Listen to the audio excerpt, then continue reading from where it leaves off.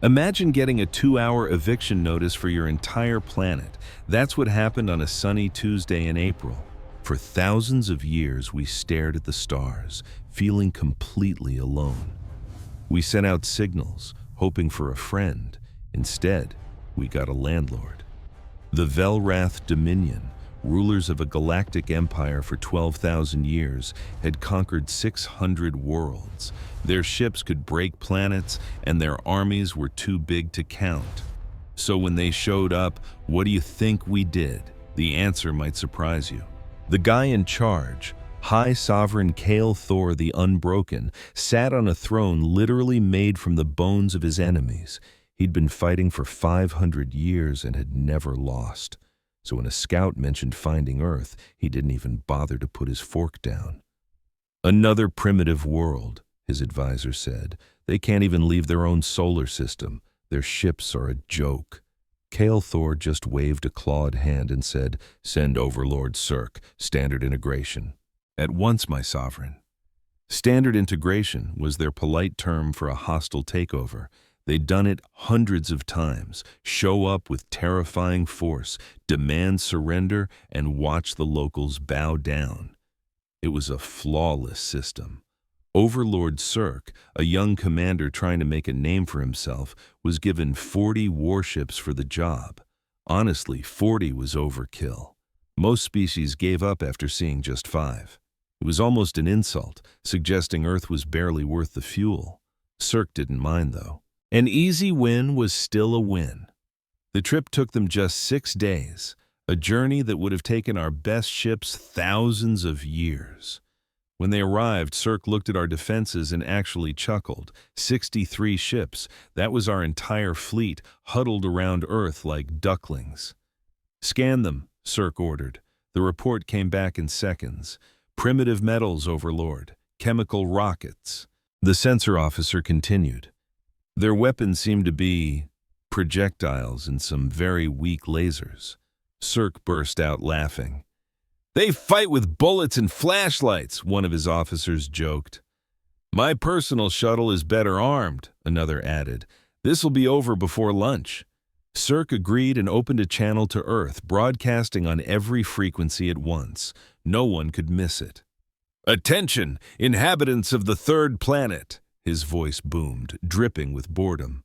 "I am Overlord Cirque. Your world is now part of the Velrath Dominion. This is not a request," he went on. "It's your new reality." He paused, letting the threat sink in. "You have 2 of your hours to surrender. Power down your weapons, lower your defenses, and have your leaders present themselves to me. Your people will be assigned jobs based on how useful they are. If you resist, your cities will be turned to ash. The survivors will serve us as slaves." He flashed a grin full of sharp teeth. "You have 63 ships. I have 40, but each one of mine can shatter a continent. The math isn't hard. You can't win. Choose wisely." Then he cut the feed and leaned back. "Now we wait. Someone get me a drink." On Earth, the world went silent. In every home, every office, every car, people heard the message. The threat was clear. The entire planet held its breath. Then, in a secret bunker deep in the Swiss Alps, the United Terran Defense Council met. Generals from every nation gathered. On the screens, the alien fleet hung in the blackness. Admiral Chen Huayan, a 62-year-old woman with eyes that had seen everything, spoke first. "They made a mistake," she said, her voice calm. The others turned to her. "They gave us their exact location," she explained. "They told us how many ships they have. They underestimated us." A small, cold smile touched her lips. "They think they gave us a deadline. What they really gave us was time to aim." General Tanaka from Japan nodded slowly. "Our weapons have been on standby for 200 years. We've been waiting for this." "The orbital platforms are ready," added Admiral Jackson from the U.S. 12,000 missiles, 800 railguns, and 240 X-ray laser arrays. Admiral Vulov of Russia chimed in. "The subs are in position. Another 4,000 missiles are ready to go." The alien overlord assumed we were primitive because we hadn't invented faster-than-light travel. He saw our slow ships and thought we were weak. He was dead wrong. We never developed FTL drives because we chose not to. Every dollar, every bit of research that could have gone to exploring the stars was funneled into one thing: weapons. After 10,000 years of fighting each other, humanity had perfected the art of war. When we finally looked to the stars, we didn't see friends. We saw the next threat, and so we prepared. Those scientific stations the aliens scanned, they were giant weapon platforms, armed to the teeth. The submarines hiding in our oceans carried warheads that could turn cities into glass. And those primitive ships in our fleet? They were battleships, armed with railguns that fired tungsten rods at 3% of the speed of light. We had been waiting for this exact moment for 2 centuries. The Defense Council's vote was unanimous. Admiral Chen stood tall. She looked at the leaders of every nation on Earth, the fate of billions in their hands. "We didn't start this fight," she said, her voice ringing with resolve, "but you can be sure we are going to finish it.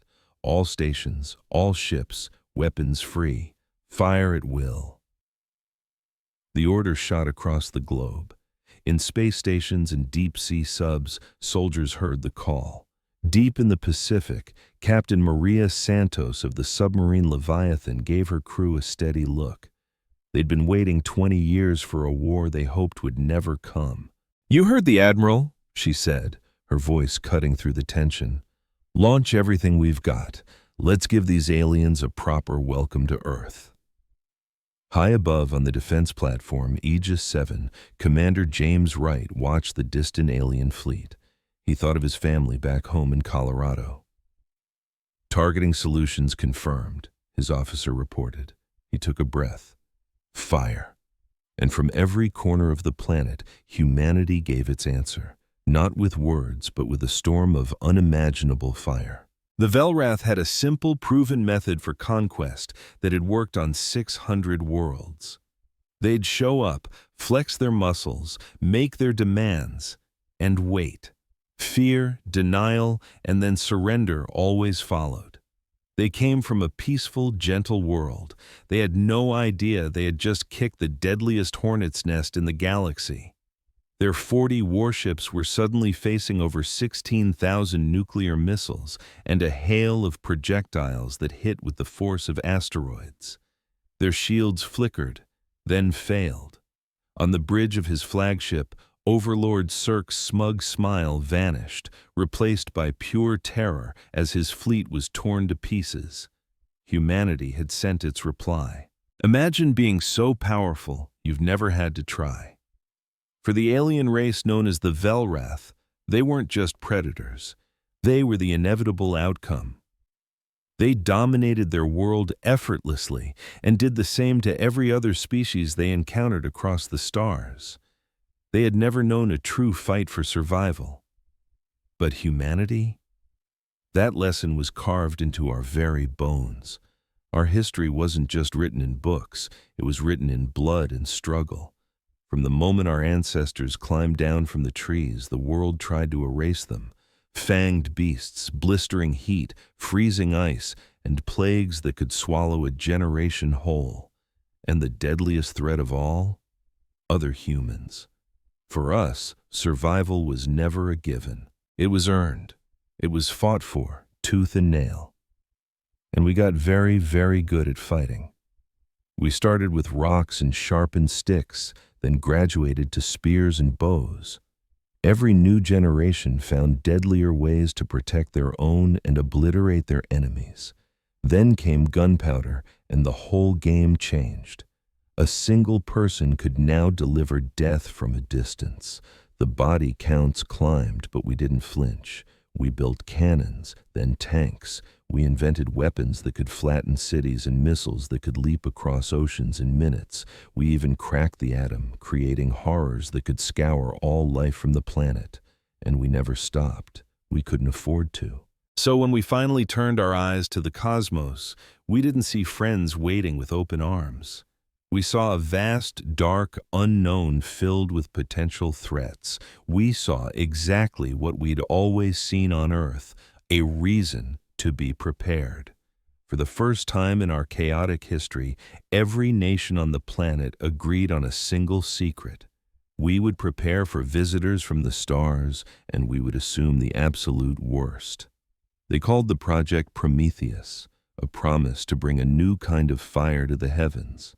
For 200 years, the brightest minds humanity had to offer worked in the shadows, building our welcome party. And when Overlord Cirque warped in with his fleet of 40 ships, radiating arrogance, he had no clue he was stepping into the greatest ambush in history. Admiral Chen Lin felt a sense of calm. Her entire life had led to this exact moment. Deep in a command bunker beneath the Swiss Alps, she gazed at the tactical screen. Humanity's entire arsenal glowed back at her, a constellation of thousands of deadly lights. "Bring up the orbital platforms," she commanded. The display zoomed in on 12 massive stations orbiting Earth. To the Velrath sensors, they looked like primitive research labs, barely worth a second glance, but each one packed enough firepower to crack a small moon in half.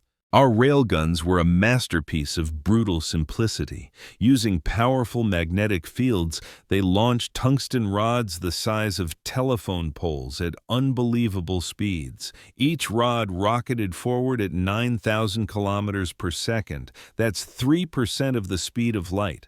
At that velocity, you don't need an explosive. The sheer kinetic impact releases more energy than a tactical nuke. The orbital platforms had 800 of them ready to fly.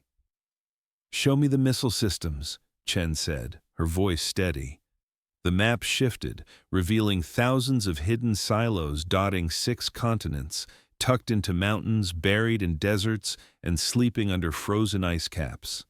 In the deep oceans, our submarines glided silently, their launch tubes primed. A total of 12,000 missiles awaited her command. Every single one carried a warhead designed for one thing: space combat. Some were nuclear, some were antimatter, and some were experimental nightmares that had never been used on a live target. The Velrath had impressive point defense systems, sure. They'd conquered 600 worlds with shields that could deflect lasers and shoot down incoming projectiles, but their systems had never been tested against 12,000 missiles hitting them all at once. "Now, show me the laser arrays," Chen ordered. The final piece of the puzzle appeared. 240 orbital platforms, each armed with a nuclear-pumped X-ray laser. These weren't beam weapons. They were weapons of pure, instantaneous violence. Each one used a small nuclear detonation to fire a focused blast of radiation that lasted for less than a blink of an eye. In that single instant, it could slice through any known material. The Velrath shields were designed to absorb energy and spread it out, perfect for handling a sustained attack. They were completely useless against 240 simultaneous strikes, each delivering all of its devastating power in a single, invisible pulse.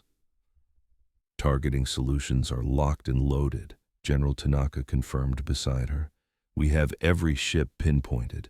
They're just sitting there, holding their position." A sensor tech added, "They're not even on high alert, Admiral. They're waiting for our surrender." Chen allowed herself a small, grim smile. This was better than she'd hoped. The aliens were arrogant, they were overconfident, and they were about to learn a terrible lesson. "What's the status of our fleet?" she asked. Admiral Jackson replied, "All 63 ships are ready, ma'am. They're holding a defensive line, but every weapon is locked on the alien fleet." Our ships were tiny by galactic standards. We didn't have faster-than-light travel, and our engines were sluggish. But they weren't built for exploration, they were built to kill. Each one was bristling with railguns, missile launchers, and thick, layered armor designed to withstand the very weapons we were about to unleash. Their crews had spent years in simulators, running this exact scenario over and over again. Today was the final exam. Admiral Chen glanced at the countdown timer. The Velrath had given humanity 2 hours to submit. Only 12 minutes had passed. "We won't need 2 hours," she said softly. General Tanaka nodded. "The doctrine is clear, an overwhelming, instantaneous response. We don't give them a moment to think, a moment to adapt, or a moment to call for help." This was the brutal philosophy of human warfare. This was how we survived. History had taught us that hesitation was a death sentence. When facing a predator, you don't negotiate, you don't posture. You strike first, you strike hard, and you strike with everything you have. "All stations report ready," the communications officer announced. "Awaiting your command, Admiral." Chen looked at the determined faces of her comrades, leaders from every nation, all old rivalries forgotten. In that bunker, they were simply human, and humans don't bow. "The order is already given," Chen stated, her voice echoing in the quiet room. "Weapons free, all stations, fire at will." The command shot across the globe at the speed of light. From the silent depths of the ocean, the first missiles breached the surface, riding pillars of fire and steam into the sky. Within seconds, hundreds were streaking toward the heavens. In orbit, the defense platforms awakened. Railguns hummed with immense power. Targeting lasers painted the unsuspecting ships. And then, in a series of silent, violent flashes that no one on Earth could hear, the first wave of tungsten rods was unleashed. On the bridges of humanity's fleet, captains roared the command to fire. Missiles erupted from their tubes, and railguns hurled their projectiles into the black. It all happened in the same instant. That was the plan. No warning. No single shot, just a tidal wave of destruction designed to utterly overwhelm an enemy who had never known fear. The Velrath had faced resistance before, but it was always the desperate, hopeless struggle of a species that knew it was beaten. They had never faced a species that fought to win. And if we couldn't win, we would drag our enemy down with us.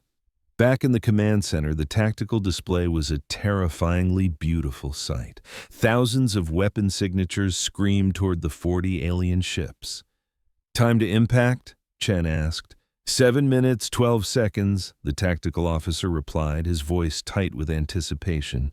7 minutes. The fate of 8 billion people would be decided in the next 7 minutes. Chen thought of her family, of all the families across the planet living their lives, completely unaware of the judgment happening above their heads. "May God have mercy on our souls," she whispered, "because we're about to show none." As the weapons tore through the void, silent and furious, Overlord Cirque was monumentally bored. Lounging in his command chair aboard the flagship, the Eternal Dominion, he watched his crew with disdain. Some were playing games. Others were already bartering over which continents they would claim and how many human slaves they would take. This was just another routine conquest. Cirque had done this dozens of times. He'd deliver the ultimatum, the primitives would panic, and he'd add another jewel to his empire's crown. But then, a single frantic beep cut through the bridge's casual chatter. Imagine an alien fleet, godlike in its power, appearing in our skies and demanding our surrender. What would you do? Overlord Cirque thought he knew. He figured the humans would bicker amongst themselves, and eventually their terrified leaders would come crawling to him, begging for mercy. He couldn't imagine they'd be any different from the other species he'd conquered. "How much longer?" he asked, a lazy flick of his tail. 1 hour and 43 minutes, Overlord, his aide replied. Cirque yawned. "Wake me when they respond. I expect their surrender will be quite amusing." He closed his eyes, sinking deeper into his command chair. The only sound on the bridge was the gentle hum of the warship's systems. Outside, Earth hung in the blackness of space, a tiny blue marble, completely oblivious to its fate. And then his sensor officer let out a blood-curdling scream. Cirque's eyes snapped open. He'd never heard a sound like that in his life. It was the sound of pure, unadulterated terror from a veteran soldier. "What is it?" he demanded, his voice sharp. The sensor officer was staring at his console, his scales drained of color, his claws trembling. "Overlord. They fired." Cirque was confused. "What?" "The humans," the officer stammered. "They fired all of them. Everything." Cirque vaulted from his chair and stared at the main tactical display. For a second, his brain refused to process the image. Thousands upon thousands of objects were streaking toward his fleet, not dozens, not even hundreds.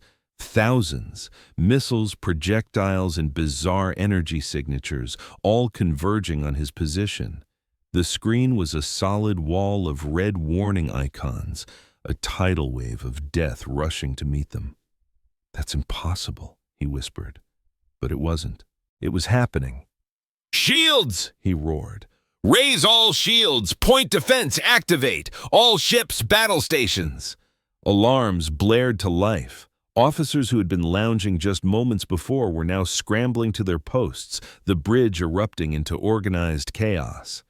"Overlord, the sheer volume of fire it's beyond anything in our records," the tactical officer reported, his voice trembling. "Our point defense systems can handle dozens of targets at once. There are thousands of incoming projectiles."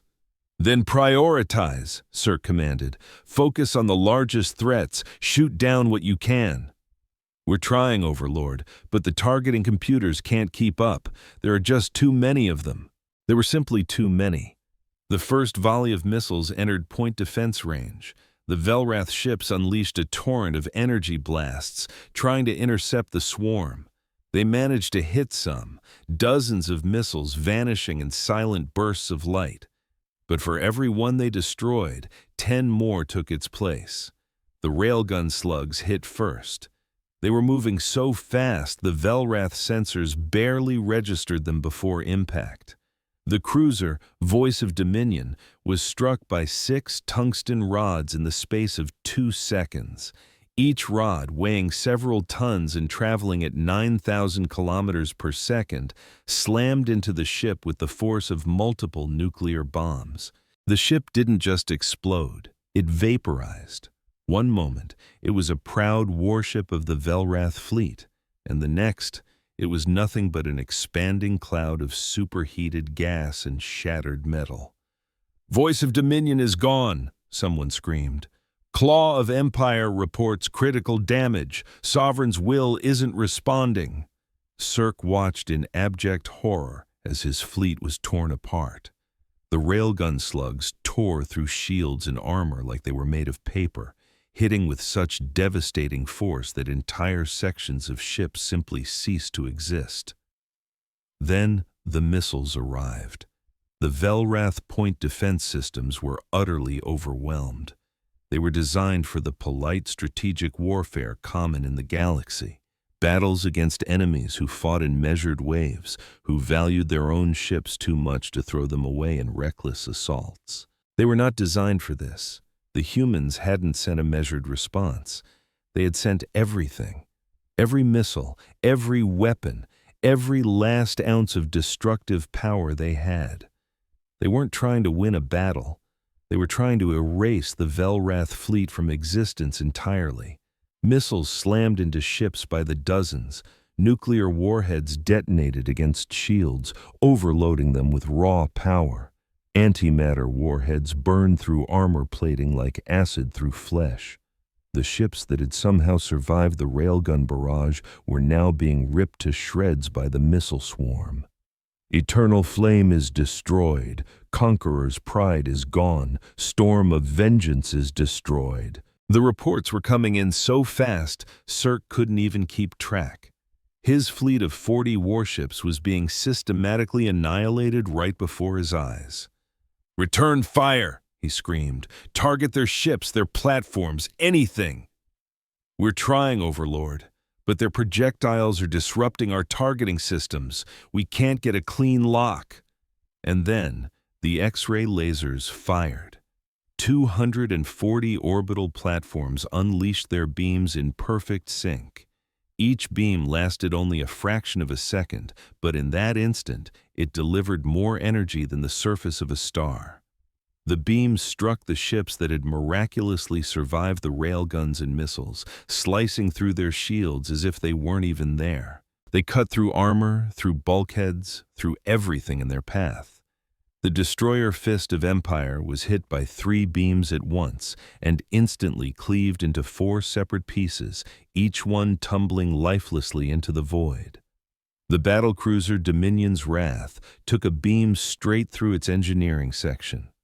The ship's reactor went critical, exploding in a blinding flash that took 2 nearby vessels with it. Cirque staggered as his own ship, the Eternal Dominion, shuddered from a nearby blast. Warning lights flashed across the bridge as damage reports flooded in. "Hull breaches on decks 7 through 12. Main reactor is failing. Shields are gone." Of his 40 ships, only 8 still showed as active, and even as he watched, another icon flickered and went dark. "This is impossible," he said again. But his voice was weak now, all the arrogance stripped away. "We are the Velrath. We are the masters of this galaxy. We do not lose to primitives." But they were losing. They were dying, and there was absolutely nothing he could do to stop it. A railgun slug slammed into the Eternal Dominion. The impact threw Cirque across the bridge. He hit the far wall with a sickening crunch of breaking bones. Alarms shrieked as smoke filled the air. Around him, his officers lay dead or dying. He tried to get up, but his legs refused to obey. He looked up at the main view screen, which was somehow still working, and saw Earth. That small blue world of primitives, the ones who should have surrendered, the ones who should have knelt. "How?" he whispered. "How did they do this?" Another brutal impact rocked the ship. The ceiling buckled, groaning as metal tore apart. In his final moments, Overlord Cirque finally understood his fatal mistake. He had looked at humanity, a species without faster-than-light travel, and assumed they were weak. Harmless. An easy conquest. He hadn't understood what he was truly facing. A species that had spent 10,000 years fighting for its own survival. A species that had turned warfare into a brutal art form. A species that didn't know the meaning of surrender, because in their history, to surrender was to die. The humans had never developed FTL drives because they didn't need them. They had stayed on their one little world and built weapons instead.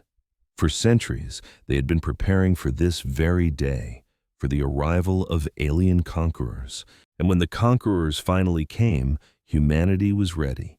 A tungsten rod traveling at 3% the speed of light punched straight through the bridge of the Eternal Dominion.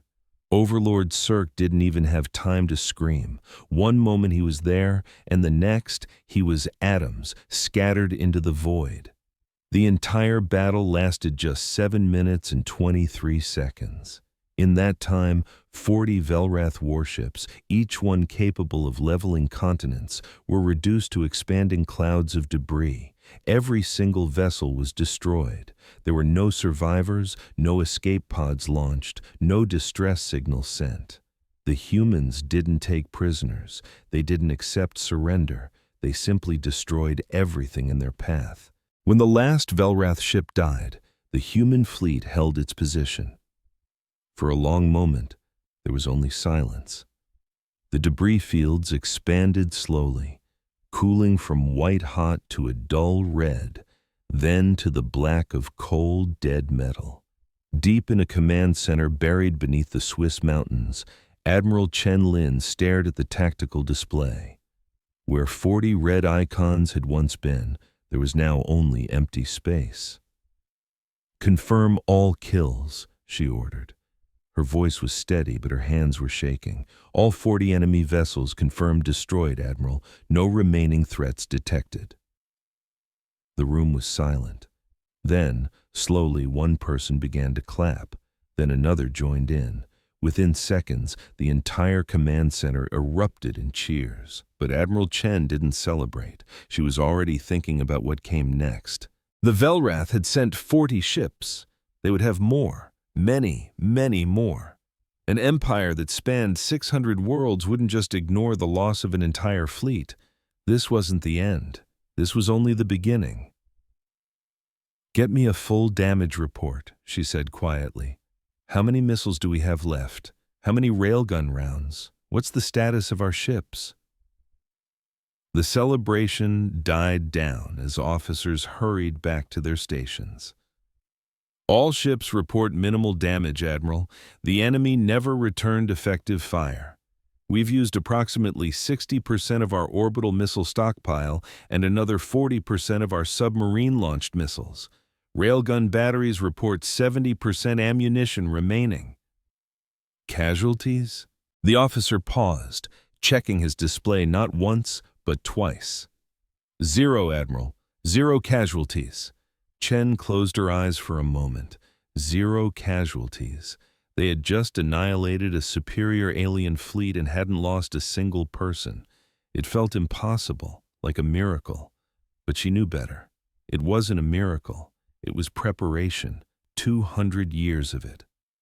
"Begin reloading all platforms," she ordered, her voice firm again. "Recall our ships for resupply. I want us back at full combat capacity within 72 hours. "Yes, Admiral." She looked up at the view screen, at the stars glittering beyond Earth's atmosphere. Somewhere out there, an empire was about to learn what had happened to its fleet, and they would come.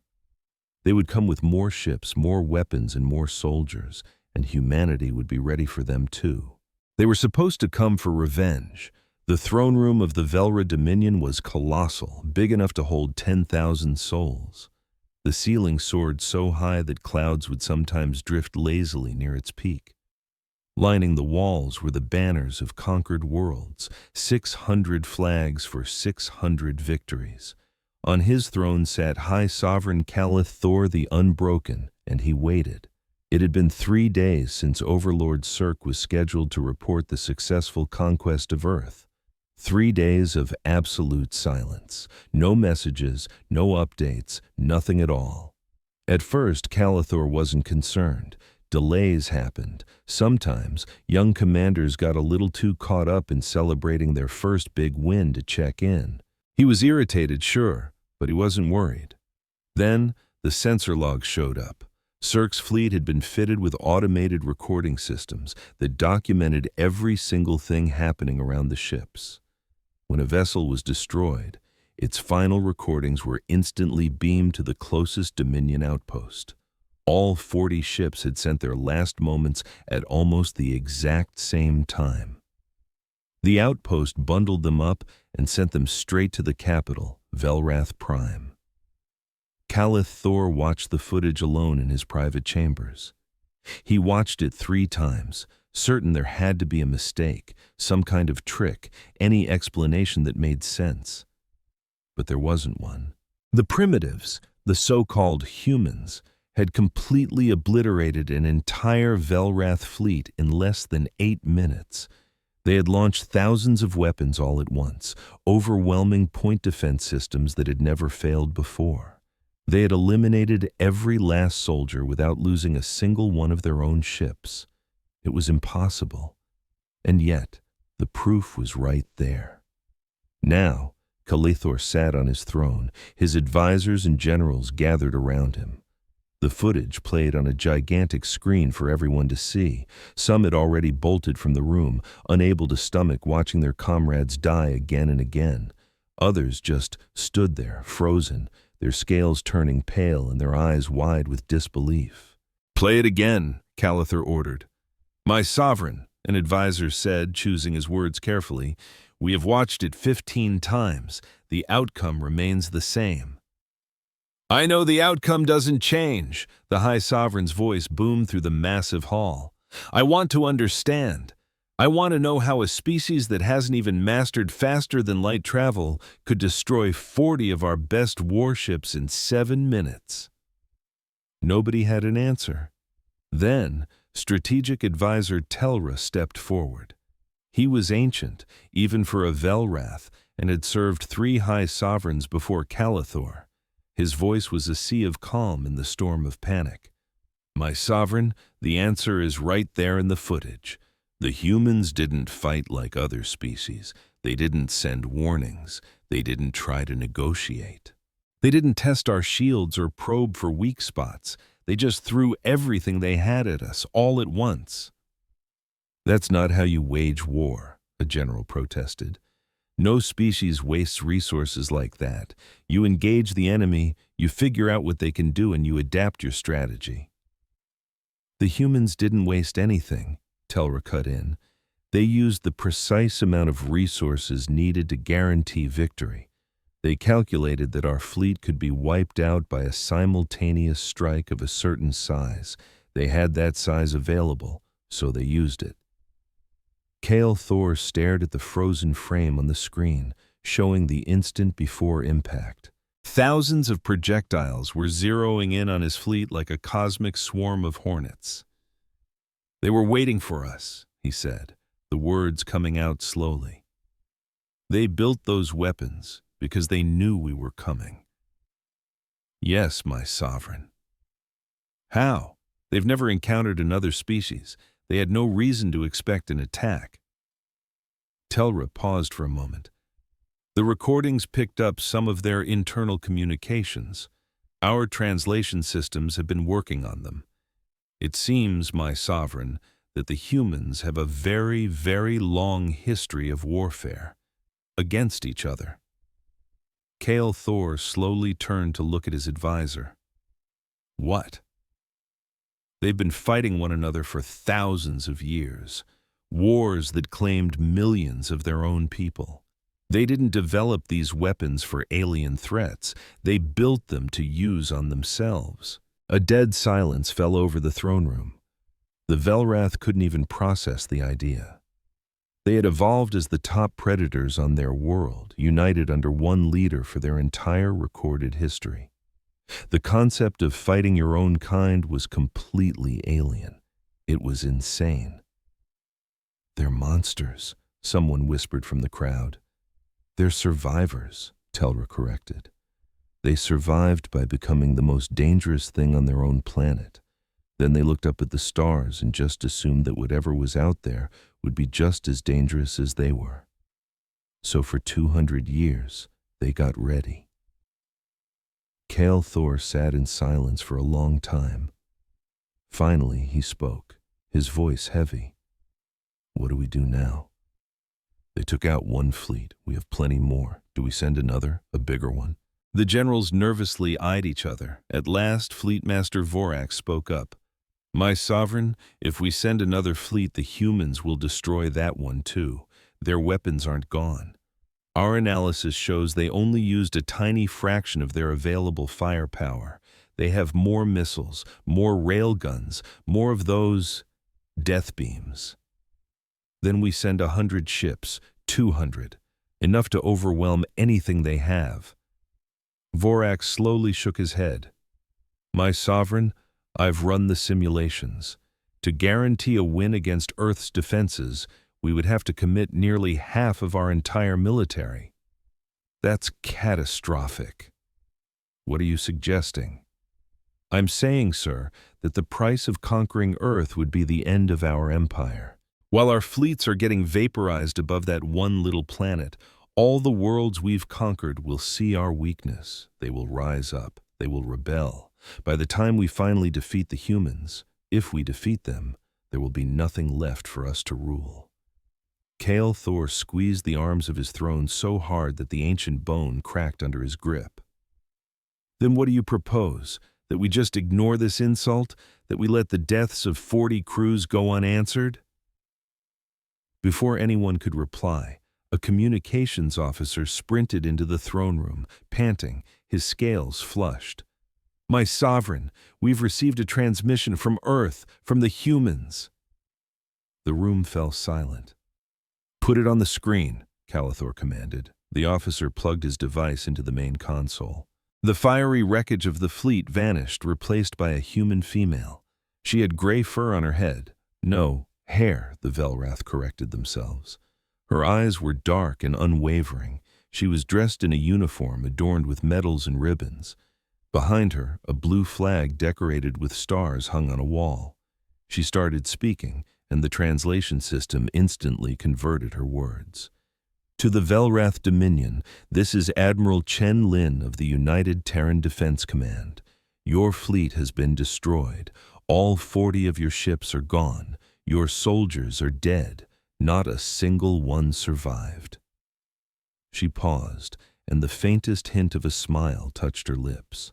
You gave us 2 hours to surrender. We needed 7 minutes to eliminate your threat. You sent 40 ships to our home. We have 6,000 missiles still in their silos waiting for your next move.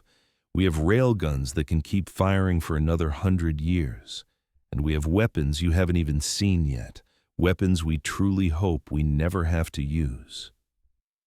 The smile vanished, replaced by an expression of cold, hard steel. Let me be perfectly clear. We did not ask for this war. We did not come looking for you. We didn't want to kill your soldiers. You came to our home. You threatened our families. You demanded we give up our freedom, our lives, and our future. You gave us no other choice. She leaned in just a little. So understand this, we don't surrender. We don't kneel. We don't submit. Where I come from, we have a saying. Maybe your translators can figure it out for you. The saying is, you mess around, and you find out. Well, you messed around, and you found out. A few of the Velrath in the throne room muttered in confusion. The translator had conveyed the human phrase literally, and its blunt simplicity was jarring. Admiral Chen went on, "We are sending you the complete recordings of the battle, every angle, every explosion, every single death. We've even added some helpful notes explaining exactly where your forces went wrong. Think of it as a gift. Learn from it. We're also sending you our terms, not for our surrender. We will never accept your surrender. Our terms are for peace. We are willing to talk. We are willing to trade. We are willing to be your partners, your allies, maybe even your friends, but we will never ever be your slaves." She sat up straight in her chair. "Send diplomats, and we will welcome them. Send warships, and we will destroy them. The choice is yours. Admiral Chen Lin, United Terran Defense Command. End of message." The screen went black. The throne room was utterly silent. No one moved. No one even seemed to breathe. The sheer weight of what they had just heard was crushing. Finally, Calathor spoke, his voice barely a whisper. "They mocked us. They slaughtered our soldiers, and then they mocked us." "My sovereign," Telra started to say. "Silence!" Calathor rose slowly from his throne. He was old, older than anyone alive except for a few of his advisors. He had ruled for 500 years. He had never tasted defeat. He had never known humiliation. Until now. He walked to the massive window that overlooked his capital city. Millions of Velrath went about their days below, completely unaware of the catastrophe that had just struck their empire. "We have 2 choices," he said, his back still to the room. "We can send more fleets. We can hurl our military at this world until either they break or we do. We can avenge our fallen, even if it costs us everything." He paused. "Or we can do what they suggest. We can send diplomats. We can accept that there is one world in this galaxy that we cannot conquer. We could eat our pride and finally see them as equals." The room was silent. The generals and advisors didn't dare breathe. Calathor slowly turned to face them, his ancient eyes heavy with exhaustion. "I have sat on this throne for 500 years, he said, his voice raspy. I've sent millions to their graves. I've conquered entire worlds and crushed every uprising. I have done unspeakable things for the glory of the Dominion." He paced slowly back toward his throne. "But I am no fool. I know when a war is lost. Send the diplomats, open the lines of communication, and pray to whatever gods you still believe in that these humans are as merciful as they claim to be." He collapsed into his seat, because if they're not, then the Velrath Dominion is already a memory. We just don't know it yet. The news shot across the galaxy like a wildfire. It began on the conquered planets closest to the Velrath homeworld, a whisper in a cantina, a rumor in the mines. Someone's cousin was a comms tech who saw the message. Someone's brother was a soldier who survived the battle. Secrets that big don't stay secret for long. Within a month, every single species under the Dominion's thumb had heard the impossible story. The mighty Velrath, rulers of 600 worlds, had been utterly crushed, not by some grand cosmic empire, not by a powerful alliance of species, but by one single primitive planet that hadn't even figured out faster than light travel. 40 warships, 7 minutes, complete and total annihilation. The battle footage was copied and shared on secret networks, watched on smuggled devices in the dead of night. When the Velrath overseers weren't looking, they saw the impossible unfold. They saw a spark of hope. On the planet Kyrath 4, a rebellion ignited. The native Kyrathians had been slaves to the Dominion for 3,000 years. They had forgotten the very taste of freedom. But seeing the humans fight back awoke something ancient inside them. If a species like that could defy the Empire, so could they. It started small, a shipment sabotaged here, a direct order ignored there, but it spread. And when the Velrath sent their soldiers to stomp it out, the Kyrathians fought with a ferocity they hadn't known for millennia. On the ocean world of Primus, the aquatic primes simply stopped delivering their monthly tribute of precious minerals. When the Velrath fleet demanded payment, the primes sent back a one-word reply: no. And on the desert planet of Sandor 4, the reptilian Sandori people began forging weapons in secret factories buried deep beneath the dunes. They drilled in hidden canyons, waiting for the perfect moment to strike. One by one, across 600 worlds, the conquered were waking up. They had been fed a lie their entire lives, that the Velrath were invincible, that fighting back was pointless, that their only option was to obey. The humans had just proven how wrong that was. Back on the Velrath homeworld, High Sovereign Calathor watched his empire begin to crack. Rebellion reports flooded his desk every single day. Worlds that had been loyal for centuries were suddenly spitting in his face. His generals begged for more ships, more troops, more resources to put down the fires. But there weren't enough ships, not nearly enough soldiers. The military was designed to keep the peace, not to wage a war on 600 different fronts at once. The other high-ranking officers saw the writing on the wall. They knew Calathor's pride, his arrogance, his insane decision to attack that backwater planet Earth had sealed their fate. If he'd just left the humans alone, the Empire would have continued on, unchanged. 3 months after the disastrous Battle of Earth, Calathor the Unbroken was overthrown. His own generals placed him under arrest right in his throne room. He almost seemed relieved. The new government, a council of clear-headed military leaders, immediately sent a message to Earth. They pleaded for negotiations. They offered peace. The humans agreed. Admiral Chen Lin was chosen to lead the delegation. She traveled to a neutral zone at the very edge of human-controlled space with a small team of diplomats. But just in case, she also brought 5 heavily armed warships that stayed within firing range the whole time. The Velrath delegation was headed by strategic advisor Telra, a key member of the new government. He brought his own fleet but was careful to keep it at a very respectful distance.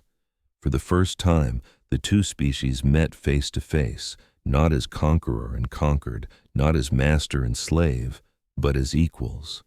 Telra sized up the human woman across the table. She was smaller than he'd imagined, almost delicate.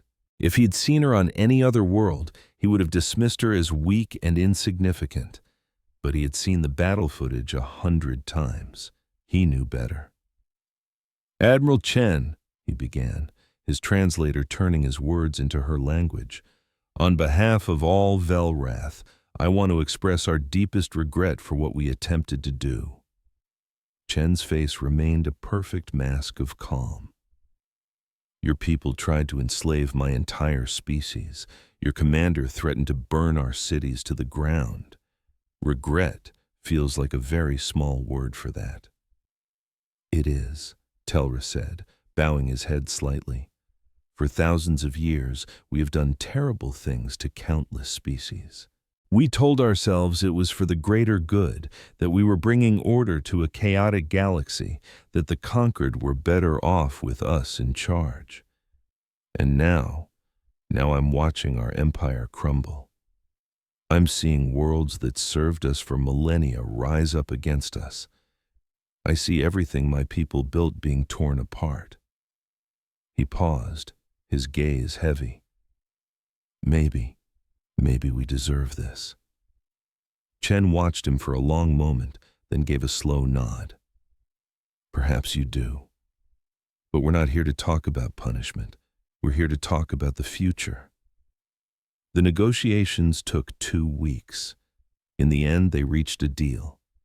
The Velrath would officially recognize Earth as a sovereign power, free from any imperial claim. They would share their faster-than-light technology, giving humanity the keys to the stars. In exchange, they would open up trade, cultural exchanges, and a mutual defense pact. In return, the humans agreed to a strict policy of non-interference. They wouldn't arm the rebels or help the conquered species tear the Dominion apart. It was a compromise. Nobody walked away thrilled, but everyone could live with it. The treaty was signed in Geneva, on Earth, in the very same hall where human nations had signed peace accords for centuries. Telra looked around the historic room, at the flags of nations he'd never heard of, at the weight of history in the air. "You've fought a lot of wars, haven't you?" he observed. "With each other?" "Yes," Chen replied. "Far too many. We nearly wiped ourselves out more than once. And yet, you're still here. We always survive." She poured 2 glasses of a dark red liquid, wine, and offered one to the alien. "It's what we do.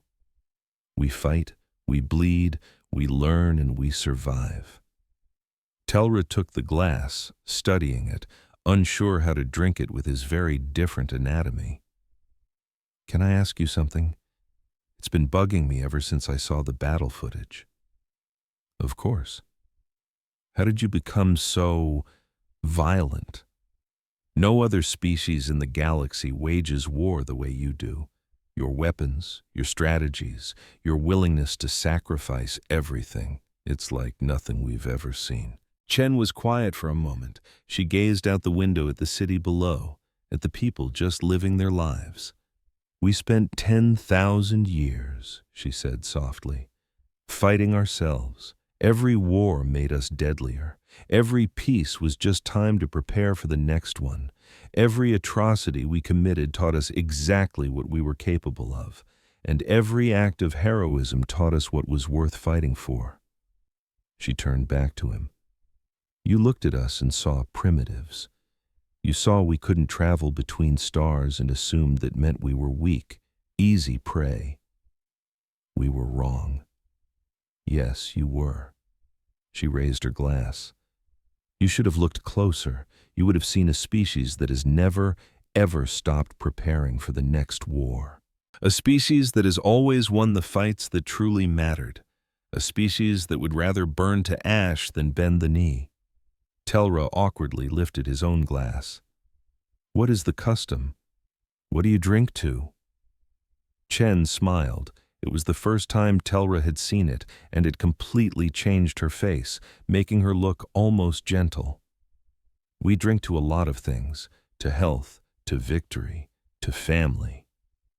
She paused. But today, let's drink to something new. Let's drink to peace, and let's hope neither of our people ever has to see the other on a battlefield again. They drank. Outside, the sun set over Geneva, painting the sky in fiery shades of orange and red. Somewhere in the city, a child laughed. Life went on. The galaxy, however, had been changed forever. In the years that followed, humanity exploded into the stars. They built colonies, opened trade routes, and made new allies. They quickly became one of the great powers in the galaxy, respected and feared in equal measure. The Velrath Dominion, on the other hand, began to shrink. Many of its worlds won their independence. The empire that once ruled 600 systems was reduced to just a few dozen. But it survived, smaller, humbled, and maybe a little wiser. And across the galaxy, a new saying started to make the rounds. It came from the human soldiers who had fought in that first battle, and it became the first and most important rule of galactic politics, repeated in military academies and council chambers on 1,000 different worlds. Don't poke the humans. That old saying turned out to be true. High above the earth, a necklace of defense platforms hung in the silent darkness, ever vigilant. Deep beneath the waves, ghost-like submarines glided through the abyss, their arsenals primed and waiting. And on the ground, massive railguns still pointed toward the heavens. Humanity prayed they would never have to fire a single shot again. They desperately wanted this peace to last. They hoped the rest of the galaxy had finally gotten the message. But they knew better than to just hope. So they prepared. It's what humans do. They game out every scenario. They build, they train, and they wait for the next shadow to fall because they understand a painful truth. Peace is a fragile, temporary gift. And danger can crawl out of any corner of the universe when you least expect it. They knew survival is never a guarantee. It has to be earned, again and again. Humanity had spent 10,000 years earning that right. A full 100 years after the legendary Battle of Earth, Admiral Cheney Lin passed away quietly in her sleep. She was 162 years old, her life extended by the very medical breakthroughs humanity discovered after joining the galactic community. Her funeral was an event unlike any other. Delegates from over 100 different worlds traveled to pay their respects. The formidable Velrath sent an honor guard. The wise Kyrathians, the resourceful Primi, the artistic Sandori, dozens of species who owed their freedom to the events of that long-ago battle came to honor the woman who reshaped the galaxy. And on her tombstone, by her own final request, they carved just 2 short lines. They gave humanity 2 hours to surrender. She only needed 7 minutes. Everyone there agreed. It was the most fitting tribute to an incredible life. And somewhere out in that vast, star-dusted darkness, humanity continued its watch, ready for any possibility, prepared for every outcome. Because that's what humans do. And they are very, very good at it.